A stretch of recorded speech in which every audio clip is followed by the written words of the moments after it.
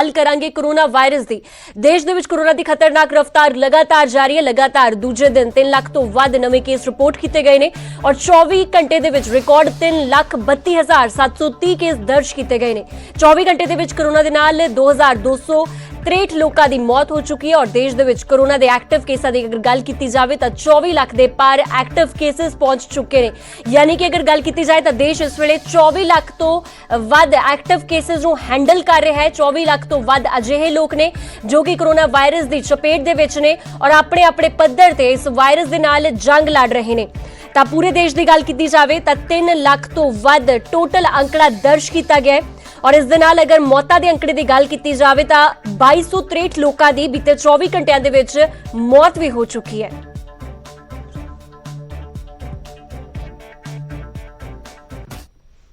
उधर पंजाब दे विच भी लगातार कोरोना की खतरनाक रफ्तार जारी है। 24 घंटियां दे विच करीब 5,500 नवे केस दर्ज किए गए।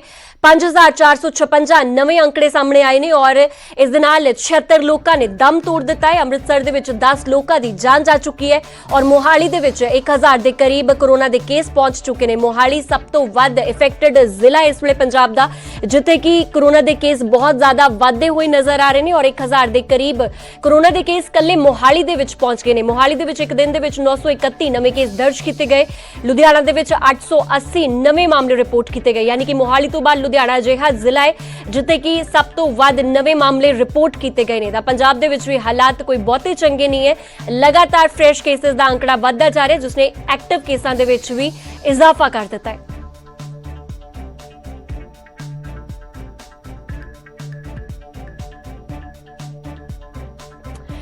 हुण तुहानूं जिले वाइज दस दिंदे हां कि इस वेले पंजाब दे वख-वख जिलिਆਂ ਦਾ ਕੀ कुछ हाल है। सब तो पहला गल मोहाली दी करांगे जो कि सब तो वध प्रभावित इस वेले देखा जा सकता है।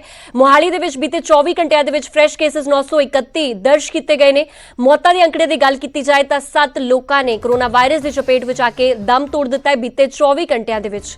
हुण अगे वधिया गल होवेगी लुधियाना दी जो कि दूजे नंबर ते अगर जिलिਆਂ की गल की जाए तो पंजाब विच सब तो दूजे नंबर ते सब तो वध प्रभावित है। लुधियाना दे विच 880 नवे केस रिपोर्ट किए गए हैं और इस दे नाल 7 लोगों ने वायरस की चपेट विच आके दम तोड़ दिता है और लुधियाना दे विच भी एक हिस्से नूं कंटेनमेंट जोन भी बना दिता गया। खास करके दुगरी इलाके नूं कंटेनमेंट जोन घोषित कर दिता गया सी और लगातार अंकड़ा वधदा होया नजर आ रहा है। हुण गल करांगे अमृतसर दी। अमृतसर दे विच अगर फ्रैश केसेस की गल की जाए तो 462 फ्रैश केसेस रिपोर्ट किए गए हैं और अगर मौतां दे अंकड़े की गल की जाए तो इत्थे मौत दर जिहड़ी है सब तो वध देखी जा सकती है क्योंकि अमृतसर दे विच हुण तक 24 घंटियां दे विच 10 लोगों ने कोरोना की चपेट दे विच आके दम तोड़ दिता है जो कि अपने आप दे विच एक डराउण वाली तस्वीर जरूर पेश कर रहा है। हुण गल करांगे जलंधर दी जिथे कि 419 नवे केस रिपोर्ट किए गए हैं और अगर मौतां दे अंकड़े की गल की जाए तो 5 लोग कोरोना वायरस की भेट चढ़ चुके हैं बीते 24 घंटियां दे विच अमृतसर विच, माफ करा जलंधर दे विच। हुण अगे वधदे हां। हुण गल होवेगी गुरदासपुर दी। गुरदासपुर दे विच नवे केस जिहड़े रिकॉर्ड किए गए हैं 229 केस रिकॉर्ड किए गए हैं और अगर मौतां दे अंकड़े की गल की जाए तो 9 लोग कोरोना वायरस की चपेट विच भी आके दम तोड़ चुके हैं। तो लगातार जिलिਆਂ दे विच इस वेले हाल खराब होंदे हुए नजर आ रहे हैं। अमृतसर विच सब तो वध मौत दर देखी जा रही है। बीते 24 घंटियां विच 10 लोगों ने दम तोड़ दिता है और पंजाब दे विच ये अंकड़ा लगातार वधदा जा रहा है। एक्टिव केसेस का अंकड़ा वधदा जा रहा है। इस दे नाल जो फ्रैश केस सामने आ रहे हैं वो हुण 50,000 नूं भी पार कर चुके हैं।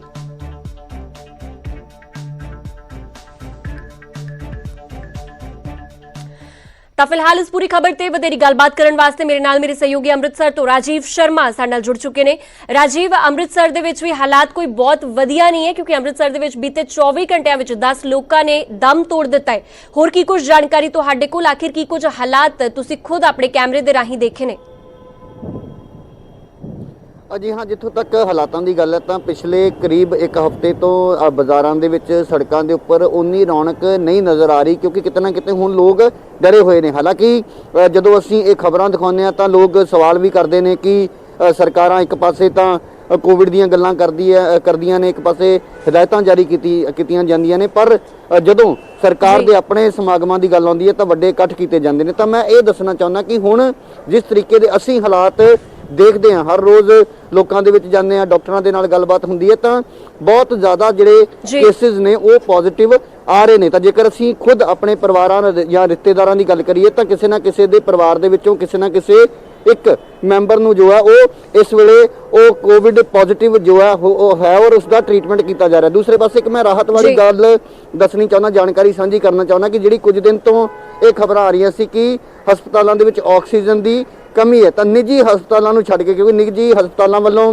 ਇੱਕ ਇਸ ਤਰ੍ਹਾਂ ਦਾ ਮਾਹੌਲ ਕ੍ਰੀਏਟ ਕੀਤਾ ਜਾਂਦਾ ਕਿ ਲੋਕਾਂ ਦੇ ਵਿੱਚ ਇੱਕ ਪੈਨਿਕ ਹੋਵੇ, ਲੋਕਾਂ ਨੂੰ ਇਹ ਹੋਵੇ ਕਿ ਜੇਕਰ ਕਿਸੇ ਨੂੰ ਕੋਈ ਕੋਵਿਡ ਦੀ ਬਿਮਾਰੀ ਐਸੀ ਜੇ ਚਪੇਟ ਦੇ ਵਿੱਚ ਆਉਂਦਾ ਤਾਂ ਸ਼ਾਇਦ ਉਸ ਨੂੰ ਬਹੁਤ ਜ਼ਿਆਦਾ ਖਤਰਾ ਹੋਏਗਾ, ਫਿਰ ਉਸ ਕੋਲੋਂ ਇਸ ਜਿਹੜੀ ਆੜ ਦੇ ਵਿੱਚ ਪੈਸੇ ਬਟੋਰੇ ਜਾਂਦੇ ਨੇ। ਤਾਂ ਮੈਂ ਸਰਕਾਰੀ ਮੈਡੀਕਲ ਕਾਲਜ ਦੀ ਗੱਲ ਕਰਾਂ ਤਾਂ ਉਹਨਾਂ ਦੇ ਕੋਲ ਸਫੀਸ਼ੀਐਂਟ ਆਕਸੀਜਨ ਇਸ ਵੇਲੇ ਹੈ। ਔਰ ਕੁਝ ਦੇਰ ਪਹਿਲਾਂ ਜੋ ਡਾਕਟਰ ਰਾਜੀਵ ਦੇਵਗਨ ਨੇ ਜੋ ਕਿ ਪ੍ਰਿੰਸੀਪਲ ਨੇ ਮੈਡੀਕਲ ਕਾਲਜ ਦੇ, ਉਹਨਾਂ ਨੇ ਜਾਣਕਾਰੀ ਸਾਂਝੀ ਕੀਤੀ ਕਿ ਇੰਡੀਅਨ ਆਇਲ ਕਾਰਪੋਰੇਸ਼ਨ ਵੱਲੋਂ ਪਰਸੋਂ ਜੋ ਹੈ 10 ਟਨ ਆਕਸੀਜਨ ਉਹਨਾਂ ਦੇ ਕੋਲ ਪਹੁੰਚੀ ਹੈ ਔਰ ਹੋਰ ਜਿਹੜੇ ਵੱਖ-ਵੱਖ ਸੋਰਸਿਸ ਨੇ ਸਰਕਾਰ ਦੇ ਉਸ ਦੇ ਥਰੂ ਆਕਸੀਜਨ ਜਿਹੜਾ ਆਉਣ ਦਾ ਸਿਲਸਿਲਾ ਜਾਰੀ ਹੈ। ਤਾਂ ਇਹ ਇੱਕ ਰਾਹਤ ਵਾਲੀ ਗੱਲ ਹੈ ਕਿ ਜੇਕਰ ਹਾਲਾਤ ਜ਼ਿਆਦਾ ਜਿਹੜੇ ਅਸੀਂ ਕਹਿ ਸਕਦੇ ਕਿ ਗੰਭੀਰ ਹੁੰਦੇ ਨੇ ਤਾਂ ਸਰਕਾਰ ਦੇ ਕੋਲ ਇਸ ਦੇ ਨਾਲ ਨਜਿੱਠਣ ਦੇ ਲਈ ਹੁਣ ਪੁਖਤਾ ਪ੍ਰਬੰਧ ਜਿਹੜੇ ਨੇ ਹੈ, ਕਿਉਂਕਿ ਕੁਝ ਦਿਨਾਂ ਤੋਂ ਇਹ ਜਾਣਕਾਰੀਆਂ ਆ ਰਹੀਆਂ ਸੀ ਕਿ ਆਕਸੀਜਨ ਦੀ ਬਹੁਤ ਵੱਡੀ ਕਮੀ ਹੈ, ਇਸ ਕਰਕੇ ਜੇਕਰ ਹਸਪਤਾਲਾਂ ਦੇ ਵਿੱਚ ਜਿਹੜੇ ਬੈੱਡ ਨੇ ਉਹਨਾਂ ਦੀ ਕਮੀ ਹੈ ਤਾਂ ਇਹਨਾਂ ਚੀਜ਼ਾਂ ਨੂੰ ਲੈ ਕੇ ਲੋਕ ਜ਼ਰੂਰ ਇੱਕ ਜਿਹੜੀ ਦਹਿਸ਼ਤ ਉਸ ਦੇ ਵਿੱਚੋਂ ਲੰਘਦੇ ਨੇ। ਤਾਂ ਅਸੀਂ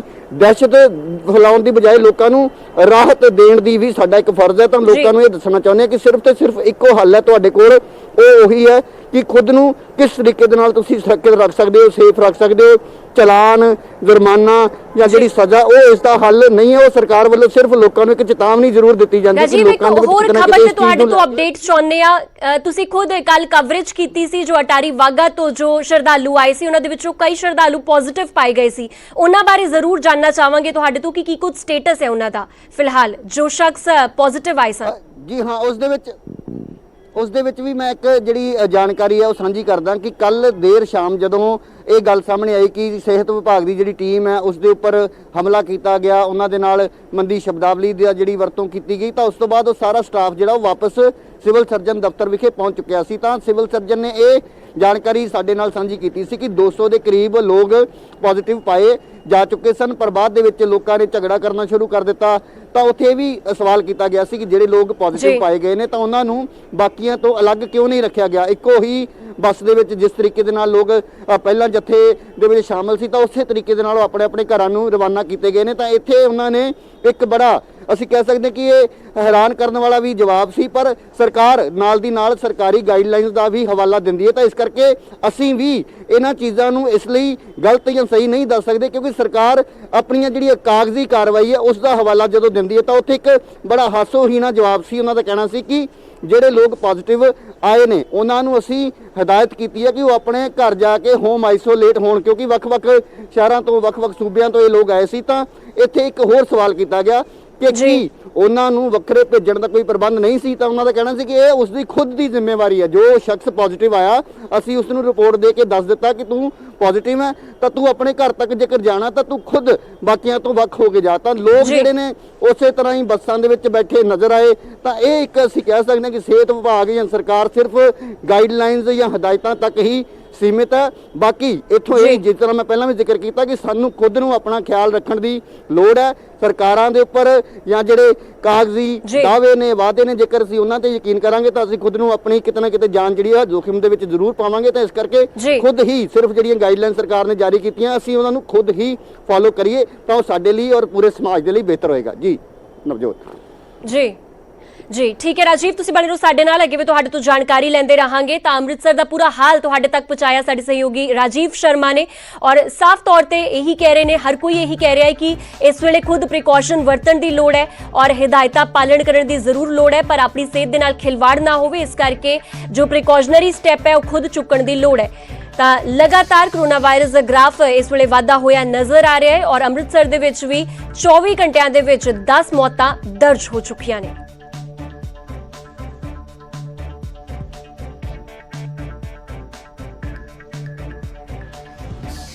ਹੁਣ ਸਿੱਧੇ ਰੁਕ ਕਰਦੇ ਲੁਧਿਆਣਾ ਦਾ, ਜਿੱਥੇ ਮੇਰੇ ਸਹਿਯੋਗੀ ਜਸਬੀਰ ਬਰਾੜ ਸਾਡੇ ਨਾਲ ਜੁੜੇ ਹੋਏ ਨੇ। ਜਸਬੀਰ, ਲੁਧਿਆਣਾ ਦੇ ਵਿੱਚ ਕੀ ਕੁਝ ਹਾਲਾਤ ਨੇ? ਅਗਰ ਪੂਰੇ ਜ਼ਿਲ੍ਹਿਆਂ ਦੀ ਗੱਲ ਕੀਤੀ ਜਾਵੇ ਪੰਜਾਬ ਦੇ ਵਿੱਚ ਤਾਂ ਦੂਜੇ ਨੰਬਰ ਤੇ ਮੋਹਾਲੀ ਤੋਂ ਬਾਅਦ ਦੂਜੇ ਨੰਬਰ ਤੇ ਲੁਧਿਆਣਾ ਦੇ ਵਿੱਚ ਫਰੈਸ਼ ਕੇਸਿਸ ਰਿਕਾਰਡ ਕੀਤੇ ਗਏ ਨੇ। ਹੋਰ ਕੀ ਕੁਝ ਜਾਣਕਾਰੀ?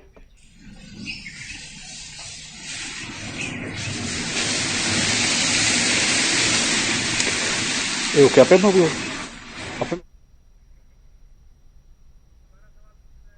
ਜਸਬੀਰ, ਜੇਕਰ ਤੁਹਾਨੂੰ ਮੇਰੀ ਆਵਾਜ਼ ਮਿਲ ਪਾ ਰਹੀ ਹੈ ਤਾਂ ਲੁਧਿਆਣਾ ਦਾ ਹਾਲ ਵੀ ਸਮਝਣਾ ਚਾਹਾਂਗੇ ਕਿ ਇਸ ਵੇਲੇ ਕੋਵਿਡ ਦੇ ਕੇਸਾਂ ਨੂੰ ਲੈ ਕੇ ਲੁਧਿਆਣਾ ਦੇ ਵਿੱਚ ਕੀ ਕੁਝ ਸਟੇਟਸ ਹੈ। ਬਿਲਕੁਲ ਨਵਜੋਤ, ਜਿਹੜਾ ਲਗਾਤਾਰ ਜਿਹੜੇ ਮਾਮਲੇ ਨੇ ਕੋਰੋਨਾ ਦੇ ਲਗਾਤਾਰ ਵਧਦੇ ਜਾ ਰਹੇ ਨੇ। ਜੇ ਕੱਲ ਦੀ ਗੱਲ ਕੀਤੀ ਜਾਵੇ ਤਾਂ ਕੱਲ 968 ਮਾਮਲੇ ਜਿਹੜੇ ਸਾਹਮਣੇ ਆਏ ਸੀਗੇ ਤੇ ਇਹਨਾਂ ਦੇ ਵਿੱਚੋਂ 880 ਮਾਮਲੇ ਜਿਹੜਾ ਲੁਧਿਆਣਾ ਦੇ ਨਾਲ ਸੰਬੰਧਿਤ ਸੀ। ਕੱਲ 7 ਮਰੀਜ਼ਾਂ ਦੀ ਜਿਹੜੀ ਕੋਰੋਨਾ ਪੀੜਤ ਮਰੀਜ਼ ਸੀ ਉਹਨਾਂ ਦੀ ਮੌਤ ਹੋਈ ਹੈ। ਲਗਾਤਾਰ ਮੌਤਾਂ ਦਾ ਅੰਕੜਾ ਵੀ ਜਿਹੜਾ ਵਧਦਾ ਜਾ ਰਿਹਾ। ਹੁਣ ਤੱਕ ਜਿਹੜਾ ਹੈ 1272 ਲੋਕਾਂ ਦੀ ਜਿਹੜੀ ਹੈ ਕੋਰੋਨਾ ਪੀੜਤ ਮਰੀਜ਼ ਸੀਗੇ ਜਿਹੜੇ ਉਹਨਾਂ ਦੀ ਮੌਤ ਹੋ ਚੁੱਕੀ ਹੈ। ਲਗਾਤਾਰ ਜਿਹੜੇ ਅੰਕੜੇ ਨੇ ਉਹ ਵੀ ਪਰੇਸ਼ਾਨ ਕਰਨ ਵਾਲੇ ਨੇ। ਬੇਸ਼ੱਕ ਜਿਹੜਾ ਜ਼ਿਲ੍ਹਾ ਪ੍ਰਸ਼ਾਸਨ ਹੈ ਤੇ ਪੁਲਿਸ ਵਿਭਾਗ ਹੈ ਆਪਣੇ ਪੱਧਰ ਤੇ ਜਿਹੜਾ ਹੈ ਸਖਤੀ ਦੀਆਂ ਗੱਲਾਂ ਜ਼ਰੂਰ ਕਰ ਰਿਹਾ, ਪਰ ਬਾਜ਼ਾਰਾਂ ਦੇ ਵਿੱਚ ਜਿਹੜੇ ਰਾਸ਼ ਨੇ, ਭੀੜ ਨੇ ਉਸੇ ਤਰ੍ਹਾਂ ਜਾਰੀ ਆ। ਕੋਈ ਵੀ ਜਿਹੜਾ ਸਮਾਜਿਕ ਦੂਰੀ ਦੀ ਜਿਹੜੀ ਪਾਲਣਾ ਜਿਹੜੀ ਉਹ ਨਹੀਂ ਕਰ ਰਿਹਾ। ਇਹ ਸਭ ਤੋਂ ਵੱਡੀ ਚਿੰਤਾ ਦਾ ਜਿਹੜਾ ਵਿਸ਼ਾ ਹੈਗਾ। ਲਗਾਤਾਰ ਮਾਮਲੇ ਜਿਹੜੇ ਤੇਜ਼ੀ ਦੇ ਨਾਲ ਵੱਧ ਰਹੇ ਨੇ। ਜੇ 3 ਦਿਨਾਂ ਦੇ ਵਿੱਚ ਹੀ 2000 ਤੋਂ ਵੱਧ ਮਾਮਲੇ ਜਿਹੜੇ ਨਵਜੋਤ ਲੁਧਿਆਣਾ ਦੇ ਵਿੱਚ ਆ ਚੁੱਕੇ ਨੇ। ਪ੍ਰਵਾਸੀ ਮਜ਼ਦੂਰਾਂ ਦੇ ਵਿੱਚ ਵੀ ਕਿਤੇ ਨਾ ਕਿਤੇ ਡਰ ਦਾ ਮਾਹੌਲ ਹੈ ਕਿ ਜੇ ਇਸੇ ਤਰ੍ਹਾਂ ਹੀ ਜਿਹੜੇ ਮਾਮਲੇ ਵੱਧਦੇ ਗਏ ਤਾਂ ਕਿਤੇ ਇਹ ਨਾ ਹੋਵੇ ਕਿ ਲੋਕਡਾਊਨ ਹੋ ਜੇ। ਪਰ ਜ਼ਿਲ੍ਹਾ ਪ੍ਰਸ਼ਾਸਨ ਵੱਲੋਂ ਬਾਰ-ਬਾਰ ਉਹਨਾਂ ਨੂੰ ਇਹੀ ਗੱਲ ਕਹੀ ਜਾ ਰਹੀ ਹੈ ਕਿ ਕੋਈ ਲੋਕਡਾਊਨ ਨਹੀਂ ਹੋਵੇਗਾ, ਕੋਈ ਤਾਲਾਬੰਦੀ ਨਹੀਂ ਹੋਵੇਗੀ। ਉਦਯੋਗ ਹੈ ਜਿਹੜੇ ਉਹ ਖੁੱਲ੍ਹੇ ਰਹਿਣਗੇ, ਕਿਤੇ ਵੀ ਜਾਣ ਦੀ ਜ਼ਰੂਰਤ ਨਹੀਂ ਹੈ। ਜੀ ठीक है जसबीर, फिलहाल शुक्रिया तमाम जानकारी वास्ते। वक-वक जिलियां दा हाल तुहाडे तक लगातार न्यूज़ 18 पंजाब, हरियाणा, हिमाचल पहुंचाउंदा रहा है और तस्वीरां भी तुहाडे नाल सांझियां कीतियां जा रही ने, क्योंकि इस वेले ग्राउंड लैवल तो हालात जानने बेहद जरूरी ने और अंकड़ियां दा मतलब तुहानूं डराउणा बिल्कुल भी नहीं है, बल्कि सतर्क करना इसका मकसद है।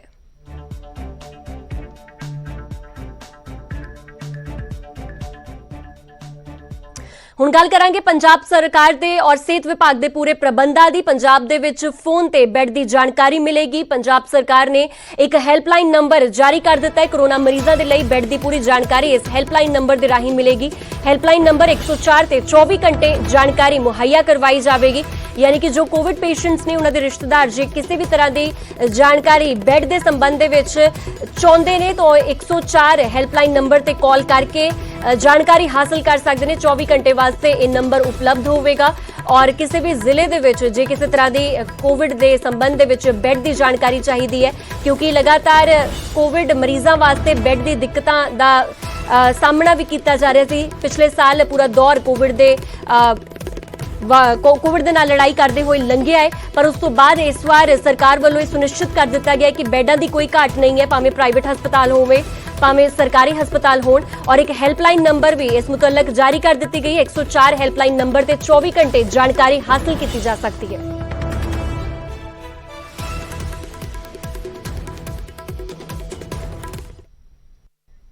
उधर अगर पंजाब के हालात की गल की जाए तो पंजाब दे विच फिलहाल होर पाबंदियां नहीं लगणगियां। सीएम कैप्टन ने अफसरां दे नाल मुलाकात की है और कोविड हालात की पूरी समीक्षा की गई, जिस तो बाद यह फैसला लिया गया कि होर ज्यादा सख्ती अजे नहीं वरती जा सकती।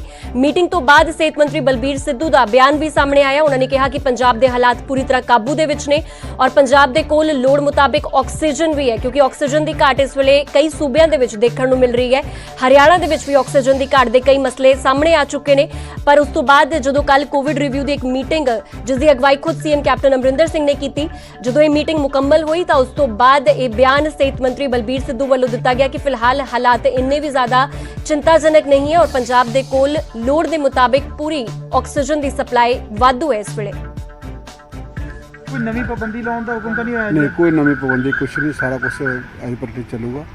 तो लेकिन असी इनू जल्दी लोगों को वैक्सीनेट करके छेती खत्म करने की कोशिश करेंगे। ऑक्सीजन साढ़े को जी इस वे हैगी आ जिदा कल हरियाणे वाले थोड़ा बहुता गड़बड़ी करने की कोशिश की थी, लेकिन जो सारा कुछ पाबंदी नहीं तो साढ़ा ऑलमोस्ट समूथली चल रहा सारा। वो बकायदा कई जगह पर होंदा है, लेकिन सेंटर गौरमेंट ने भी प्लस साढ़े सीएम साहब ने बहुत इस गल को सीरीयसली लिया। तो हुण कोई इदां दी दिक्कत नहीं। बकायदा साढ़े जिहड़े मैनूं पता लगे कुछ ਜਿਹੜੀਆਂ ਗੱਡੀਆਂ ਜਾਂਦੀਆਂ ਸੀ ਉਹਨਾਂ ਦੇ ਹੋਸਟੇਟਾਂ ਨੇ ਲੁੱਟਣ ਦੀ ਕੋਸ਼ਿਸ਼ ਵੀ ਕੀਤੀ ਹੈਗੀ ਆ, ਲੇਕਿਨ ਅਸੀਂ ਇਹਨਾਂ ਨੂੰ ਪੂਰੀ ਪ੍ਰੋਟੈਕਟ ਕਰਾਂਗੇ। ਬਕਾਇਦਾ ਹੋ ਸਕਦਾ ਨਾਲ ਸਾਨੂੰ ਜੇ ਫੋਰਸ ਭੇਜ ਕੇ ਵੀ ਅਸੀਂ ਆਪਣੀ ਸੇਫ ਆਕਸੀਜਨ ਲੈ ਕੇ ਅਗਲੀ ਵੱਡੀ ਖਬਰ ਚੰਡੀਗੜ੍ਹ ਦੇ ਨਾਲ ਜੁੜੀ ਹੋਈ ਹੈ। ਕੋਰੋਨਾ ਤੇ ਚੰਡੀਗੜ੍ਹ ਪ੍ਰਸ਼ਾਸਨ ਦੀ ਅੱਜ ਇੱਕ ਅਹਿਮ ਬੈਠਕ ਹੋਣ ਜਾ ਰਹੀ ਹੈ। ਇੱਕ ਹਫ਼ਤੇ ਦੇ ਲੋਕਡਾਊਨ ਤੇ ਚਰਚਾ ਸੰਭਵ ਹੈ ਔਰ ਸ਼ਹਿਰ ਅੰਦਰ ਪਹਿਲਾਂ ਤੋਂ ਵੀਕਐਂਡ ਲੋਕਡਾਊਨ ਚੱਲ ਰਿਹਾ ਹੈ। ਪ੍ਰਸ਼ਾਸਨ ਨੇ ਕੱਲ ਨਾਈਟ ਕਰਫਿਊ ਦਾ ਵੀ ਸਮਾਂ ਬਦਲ ਦਿੱਤਾ ਸੀ ਔਰ ਰਾਤ 8 ਦੀ ਥਾਂ ਹੁਣ 10 ਵਜੇ ਨਾਈਟ ਕਰਫਿਊ कर दिता गया, यानी कि कुछ ना कुछ रिलैक्सेशन जरूर चंडीगढ़ वासियों वास्ते दी गई है।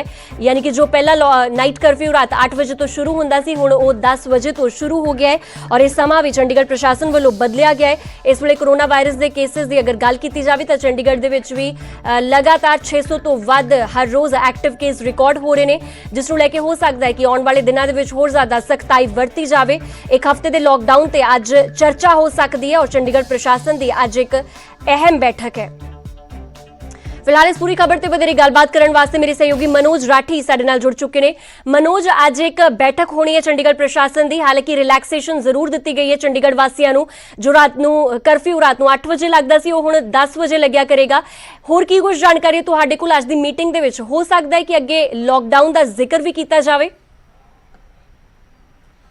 देखो नवजोत, सब तो वड्डी गल है कि चंडीगढ़ की असीं गल कर रहे हैं क्योंकि चंडीगढ़ ਦੇ ਨਾਲ ਟਰਾਈ ਸਿਟੀ ਮੋਹਾਲੀ ਪੰਚਕੂਲਾ ਵੀ ਹੈਗਾ, ਲੇਕਿਨ ਚੰਡੀਗੜ੍ਹ 24 ਘੰਟਿਆਂ 'ਚ ਆਪਾਂ ਗੱਲ ਕਰੀਏ 634 ਕੇਸ ਸੀਗੇ, 482 ਰਿਕਵਰੀ ਤੇ 4 ਮੌਤਾਂ। ਯਾਨੀ ਕਿ ਹੁਣ ਜਿਹੜਾ ਰੇਸ਼ੋ ਚੱਲ ਰਿਹਾ, ਜਿਹੜਾ ਗ੍ਰਾਫ ਚੱਲ ਰਿਹਾ, ਉਹ ਕਿਤੇ ਨਾ ਕਿਤੇ ਵੱਧਦਾ ਜਾ ਰਿਹਾ। ਇਸ ਕਰਕੇ ਜਿਹੜੇ ਫੈਸਲੇ ਲਿੱਤੇ ਜਾ ਰਹੇ, ਇਹਦੇ ਵਿੱਚ ਇੱਕ ਗੱਲ ਹੋਰ ਕਲੀਅਰ ਕਰਦਾ ਕਿ 3 ਵਾਰੀ ਜਿਹੜਾ ਹੈ ਉਹ ਟਾਈਮ ਚੇਂਜ ਕੀਤਾ ਗਿਆ ਨਾਈਟ ਕਰਫਿਊ ਦਾ। ਹਾਲਾਂਕਿ ਪਹਿਲਾਂ 10 ਤੋਂ 5 ਸੀਗਾ, ਫਿਰ ਫੈਸਲਾ ਲਿੱਤਾ ਕਿ ਵੀਰਵਾਰ ਤੋਂ 8 ਵਜੇ ਤੋਂ ਲੈ ਕੇ 5 ਵਜੇ ਤੱਕ, ਲੇਕਿਨ ਸ਼ਾਮ ਤੱਕ ਜਿਹੜੇ ਐਡਵਾਈਜ਼ਰ ਨੇ ਮਨੋਜ ਪਰੀਦਾ, ਉਹਨਾਂ ਵੱਲੋਂ ਟਾਈਮ ਜਿਹੜਾ ਹੈ ਉਹ ਚੇਂਜ ਕਰ ਦਿੱਤਾ ਗਿਆ ਕਿ 10 ਵਜੇ ਤੋਂ 5 ਵਜੇ ਤੱਕ ਹੀ ਜਿਹੜਾ ਕਰਫਿਊ ਹੈ ਉਹ ਲੱਗੇਗਾ। ਲੇਕਿਨ ਅੱਜ ਦੀ ਜਿਹੜੀ ਮੀਟਿੰਗ ਹੋਣ ਵਾਲੀ ਹੈ, ਥੋੜੀ ਦੇਰ ਤੱਕ ਜਿਹੜੀ ਮੀਟਿੰਗ ਹੈ ਉਹ ਹੋਏਗੀ, ਜਿਹਦੇ ਵਿੱਚ ਖੁਦ ਬੀਪੀ ਬਦਨੌਰ, ਜਿਹੜੇ ਐਡਵਾਈਜ਼ਰ ਨੇ ਮਨੋਜ ਪਰੀਦਾ, DIG ਵਿਸ਼ਨੋਈ, ਹੋਰ DC, ਇਹ ਸਾਰੇ ਹੋਣਗੇ ਤੇ ਵੱਡੇ ਫੈਸਲੇ ਜਿਹੜੇ ਹੈ ਇਹਦੇ ਵਿੱਚ ਲੈ ਸਕਦੇ ਆ। ਪਹਿਲਾ ਫੈਸਲਾ ਜਿਹੜਾ ਇੱਕ ਹਫ਼ਤੇ ਦਾ ਲੋਕਡਾਊਨ ਦੀ ਜਿਹੜੀ ਤਿਆਰੀ ਕਰਨ ਦੀ ਗੱਲ ਕੀਤੀ ਸੀ, ਇਹਦੇ ਤੇ ਚਰਚਾ ਹੋਣ ਵਾਲੀ ਹੈ। ਲੇਕਿਨ ਇਸ ਤੋਂ ਪਹਿਲਾਂ ਹੀ ਜਿਹੜੇ ਵਪਾਰ ਮੰਡਲ ਦੇ ਜਿਹੜੇ ਐਸੋਸੀਏਸ਼ਨ ਦੇ ਜਿਹੜੇ ਪ੍ਰਧਾਨ ਨੇ, ਹੋਰ ਜਿਹੜੇ ਦੁਕਾਨਦਾਰ ਹੈ, ਉਹਨਾਂ ਵੱਲੋਂ ਪ੍ਰੋਟੈਸਟ ਜਿਹੜਾ ਹੈ ਉਹ ਸ਼ੁਰੂ ਹੋ ਚੁੱਕਿਆ ਹੈ। ਕੱਲ ਵੀ ਉਹਨਾਂ ਨੇ ਸੈਕਟਰ 17 'ਚ ਪ੍ਰੋਟੈਸਟ ਕੀਤਾ ਤੇ ਉਹਨਾਂ ਨੇ ਸਾਫ਼ ਤੌਰ ਤੇ ਕਿਹਾ ਕਿ ਅਗਰ ਜੇ ਵੀਕਐਂਡ ਲੋਕਡਾਊਨ ਲੱਗਦਾ ਹੈ ਤੇ ਉਹ ਸੜਕਾਂ ਤੇ ਆਣਗੇ। ਹਾਲਾਂਕਿ ਪ੍ਰੈਸ਼ਰ ਨਵਜੋਤ ਬਹੁਤ ਜ਼ਿਆਦਾ ਹੈ ਕਿਉਂਕਿ ਜਿਹੜੇ ਐਸੋਸੀਏਸ਼ਨ ਹੈ, ਜਿਹੜੇ ਦੁਕਾਨਦਾਰ ਨੇ, ਹੋਰ ਜਿਹੜੇ ਵੱਡੇ ਛੋਟੇ ਜਿਹੜੇ ਸ਼ਾਪਕੀਪਰਸ ਨੇ, ਉਹ ਕਿਤੇ ਨਾ ਕਿਤੇ ਪ੍ਰਸ਼ਾਸਨ ਤੇ ਨਾਖੁਸ਼ ਨੇ ਤੇ ਉਹਨਾਂ ਦਾ ਸਾਫ਼ ਤੌਰ ਤੇ ਕਹਿਣਾ ਹੈ ਕਿ ਜਿਹੜਾ ਫੈਸਲਾ ਪ੍ਰਸ਼ਾਸਨ ਵੱਲੋਂ ਲਿੱਤਾ ਜਾ ਰਿਹਾ ਹੈ ਵੀਕਐਂਡ ਲੋਕਡਾਊਨ ਦਾ, ਜਾਂ ਫਿਰ ਹੁਣ ਲੋਕਡਾਊਨ ਜਿਹੜਾ ਹਫ਼ਤੇ ਦਾ ਲੋਕਡਾਊਨ ਦੀ ਜਿਹੜੀ ਤਿਆਰੀ ਕੀਤੀ ਜਾ ਰਹੀ ਹੈ, ਉਹ ਬਿਲਕੁਲ ਗਲਤ ਹੈ। ਹਾਲਾਂਕਿ ਉਹਨਾਂ ਵੱਲੋਂ ਸਾਫ਼ ਤੌਰ ਤੇ ਕਿਹਾ ਗਿਆ ਕਿ ਜਿਹੜਾ ਵੀ ਪ੍ਰੋਟੋਕਾਲ ਹੈ, ਜਿਹੜਾ ਵੀ ਕੋਵਿਡ ਦਾ ਪ੍ਰੋਟੋਕਾਲ ਹੈ, ਉਹ ਬਿਲਕੁਲ ਪੂਰੀ ਤਰ੍ਹਾਂ ਕੰਮ ਕੀਤਾ ਜਾਊਗਾ। ਕਿਸੇ ਵੀ ਤਰ੍ਹਾਂ ਦੀ ਕੋਈ ਵਾਇਓਲੇਸ਼ਨ ਹੁੰਦੀ ਹੈ, ਉਹਨਾਂ ਖਿਲਾਫ ਮਾਮਲਾ ਵੀ ਦਰਜ ਕਰੋ, ਲੇਕਿਨ ਵੀਕਐਂਡ ਲਾਕਡਾਊਨ ਜਾਂ ਜਿਹੜਾ ਹਫ਼ਤੇ ਦਾ ਲਾਕਡਾਊਨ ਹੈ ਉਹ ਨਹੀਂ ਲਾਣਾ ਚਾਹੀਦਾ। ਦੂਜੀ ਗੱਲ, ਅੱਜ ਜਿਹੜਾ ਵਾਰ ਰੂਮ 'ਚ ਮੀਟਿੰਗ 'ਚ ਜਿਹੜੇ ਫੈਸਲੇ ਹੋਣੇ, ਉਹਦੇ ਵਿੱਚ ਪਹਿਲਾਂ ਹਫ਼ਤੇ ਦੇ ਲਾਕਡਾਊਨ ਦੀ ਗੱਲ ਕੀਤੀ ਜਾਣੀ ਹੈ, ਉਹਦੇ 'ਚ ਫੈਸਲਾ ਲਿੱਤਾ ਜਾਏਗਾ। ਦੂਜਾ ਵੀਕਐਂਡ ਲਾਕਡਾਊਨ ਜਿਹੜਾ ਸੈਟਰਡੇ ਸੰਡੇ ਲਾਇਆ ਗਿਆ, ਉਹਦੇ ਤੇ ਵੀ ਚਰਚਾ ਹੋਏਗੀ। ਤੀਜਾ ਔਡ ਇਵਨ ਜਿਹੜੇ ਸ਼ਾਪਸ ਨੇ, ਜਿਹੜੇ ਭੀੜ ਭਾੜ ਵਾਲੀ ਜਗ੍ਹਾ ਨੇ, ਸੈਕਟਰ 19, 42, 22, ਉਹਦੇ 'ਚ ਫੈਸਲਾ ਹੋਏਗਾ ਤੇ ਨਾਲ ਦੇ ਨਾਲ ਨਾਈਟ ਕਰਫਿਊ 'ਚ ਜਿਹੜਾ ਟਾਈਮ ਹੈ ਉਹ 8 ਵਜੇ ਹੋਵੇ ਜਾਂ ਫਿਰ ਰਾਤ ਨੂੰ 10 ਵਜੇ, ਇਹਦੇ ਤੇ ਵੀ ਚਰਚਾ ਹੋਏਗੀ ਤੇ ਵੱਡੇ ਫੈਸਲੇ ਅੱਜ ਚੰਡੀਗੜ੍ਹ ਨੂੰ ਹੋ ਸਕਦੇ हैं। क्योंकि सब तो वड्डी गल है कि जिहड़ा ग्राफ है कोरोना का वो लगातार बढ़ता जा रहा है। हालांकि हैल्थ डिपार्टमेंट नाल साडी लगातार गलबात चल रही है, ऑक्सीजन की किसी भी तरह की कोई घाट नहीं है। सैक्टर 16 च ऑक्सीजन जिहड़ा है वो प्लांट शुरू कर दिता गया है। सैक्टर 32 हॉस्पिटल च उत्थे भी ऑक्सीजन प्लांट जिहड़ा है वो शुरू कर दिता गया है। बैड जिहड़े आइसोलेशन वार्ड्स ने वो अलग तो खोल दिते गए ने। पंजाब यूनीवर्सिटी विच आइसोलेशन वार्ड्स जिहड़े है वो खोल दिते गए ने क्योंकि ਜਿਹੜਾ ਰੇਸ਼ੋ ਹੈ, ਜਿਹੜਾ ਗ੍ਰਾਫ ਹੈ, ਜਿਹੜੇ ਐਡਮਿਸ਼ਨਸ ਨੇ ਉਹ ਨਵਜੋਤ ਲਗਾਤਾਰ ਵੱਧਦੇ ਜਾ ਰਹੇ ਨੇ। ਕਿਤੇ ਨਾ ਕਿਤੇ ਹੁਣ ਚਿੰਤਾ ਦਾ ਵਿਸ਼ੇ ਜ਼ਰੂਰ ਹੈ, ਲੇਕਿਨ ਐਡਮਿਨਿਸਟ੍ਰੇਸ਼ਨ ਵੱਲੋਂ, ਹੈਲਥ ਡਿਪਾਰਟਮੈਂਟ ਵੱਲੋਂ ਸਾਫ਼ ਤੌਰ ਤੇ ਕਿਹਾ ਜਾ ਰਿਹਾ ਹੈ ਕਿ ਸਾਡੀ ਜਿਹੜੀ ਟੀਮ ਹੈ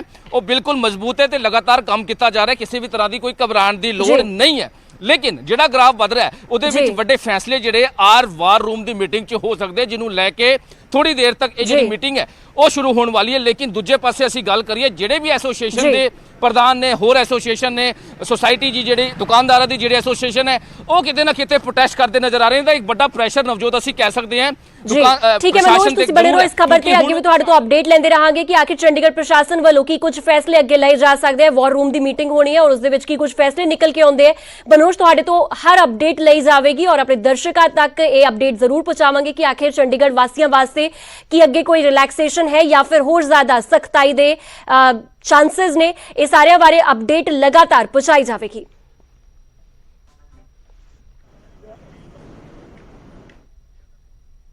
ਹੁਣ ਗੱਲ ਕਰਾਂਗੇ ਗਵਾਂਢੀ ਸੂਬੇ ਹਰਿਆਣੇ ਦੀ। ਕੋਰੋਨਾ ਦੇ ਕੇਸ ਹਰਿਆਣਾ ਦੇ ਵਿੱਚ ਵੀ ਵੱਧ ਤੋਂ ਬੱਤਰ ਹੁੰਦੇ ਹੋਏ ਨਜ਼ਰ ਆ ਰਹੇ ਨੇ। ਕੋਰੋਨਾ ਦੇ ਕਰਕੇ ਹਰਿਆਣਾ ਸਰਕਾਰ ਦਾ ਵੱਡਾ ਫੈਸਲਾ ਵੀ ਸਾਹਮਣੇ ਆਇਆ ਹੈ। ਸ਼ਾਮ 6 ਵਜੇ ਤੋਂ ਬਾਅਦ ਬਾਜ਼ਾਰ ਬੰਦ ਕਰਨ ਦੇ ਹੁਕਮ ਦਿੱਤੇ ਗਏ ਨੇ, ਯਾਨੀ ਕਿ ਹੁਣ 6 ਵਜੇ ਤੋਂ ਬਾਅਦ ਬਾਜ਼ਾਰ ਨਹੀਂ ਖੁੱਲਣਗੇ। ਅੱਜ ਸ਼ਾਮ 6 ਵਜੇ ਤੋਂ ਲਾਗੂ ਸਾਰੇ ਹੁਕਮ ਹੋ ਜਾਣਗੇ ਔਰ ਕੋਈ ਵੀ ਪ੍ਰੋਗਰਾਮ ਕਰਨ ਤੋਂ ਪਹਿਲਾਂ ਐਸਡੀਐਮ ਤੋਂ ਮਨਜ਼ੂਰੀ ਲੈਣੀ ਹੋਵੇਗੀ। ਇਸ ਦੇ ਨਾਲ ਹਰਿਆਣਾ ਦੇ ਵਿੱਚ ਕੱਲ ਕਰੀਬ 9500 ਕੋਰੋਨਾ ਦੇ ਕੇਸ ਦਰਜ ਕੀਤੇ ਗਏ ਸੀ। ਤਾਂ ਲਗਾਤਾਰ ਅੰਕੜੇ ਜਿਹੜੇ ਨੇ ਕੋਰੋਨਾ ਦੇ ਵੱਧਦੇ ਜਾ ਰਹੇ ਨੇ ਹਰਿਆਣਾ ਦੇ ਵਿੱਚ। ਔਰ ਅਗਰ ਫਰੈਸ਼ ਕੇਸਿਸ ਦੀ ਗੱਲ ਕੀਤੀ ਜਾਵੇ ਤਾਂ ਹਰਿਆਣਾ ਬਹੁਤ ਜ਼ਿਆਦਾ ਪ੍ਰਭਾਵਿਤ ਹੈ, ਕਿਉਂਕਿ ਲਗਾਤਾਰ ਰੋਜ਼ 8-9 ਹਜ਼ਾਰ ਦੇ ਕੇਸ ਜਿਹੜੇ ਨੇ ਲਗਾਤਾਰ ਨਿਕਲ ਕੇ ਆ ਰਹੇ ਨੇ। ਔਰ 24 ਘੰਟਿਆਂ ਦੀ ਗੱਲ ਕੀਤੀ ਜਾਵੇ ਤਾਂ 9500 ਕੇਸ ਫਰੈਸ਼ ਰਿਪੋਰਟ ਕੀਤੇ ਗਏ ਨੇ, ਜਿਸ ਤੋਂ ਬਾਅਦ ਹੁਣ ਸਖਤਾਈ ਕਰਦਿਆਂ ਸਰਕਾਰ ਵੱਲੋਂ ਇਹ ਫੈਸਲਾ ਲਿਆ ਗਿਆ ਹੈ ਕਿ 6 ਵਜੇ ਤੋਂ ਬਾਅਦ ਬਾਜ਼ਾਰ ਬੰਦ ਰਹਿਣਗੇ ਔਰ ਕਿਸੇ ਨੂੰ ਵੀ ਆਉਣ ਜਾਣ ਦੀ ਕੋਈ ਇਜਾਜ਼ਤ ਨਹੀਂ ਹੋਵੇਗੀ। कोरोना और बढ़ता जा रहा है तो हमें और कठिन कदम उठाने पड़ रहे हैं। अगर और बढ़ेगा तो और कठिन कदम उठाएंगे। इसलिए आज हमने फैसला किया है कि कल से